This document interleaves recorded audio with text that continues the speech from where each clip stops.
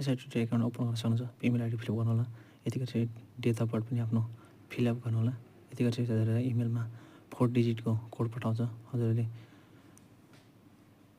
यहाँ फिलअप गर्नु होला 4 डिजिटको कोड। यतिकै चाहिँ हजुरको ट्विटर एकाउन्ट रेडी हुन्छ।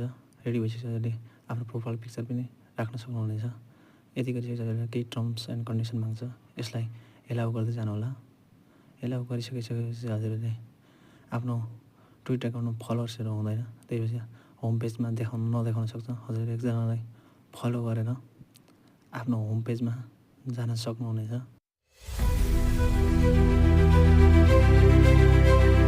मैले एकजना डेमोको लागि एकजनालाई फलो गरिदिएको छु। अब हजुरले म ब्याक जान्छु, हेर्न सक्नुहुन्छ मेरो ट्विटर एकाउन्ट रेडी भइसकेछ।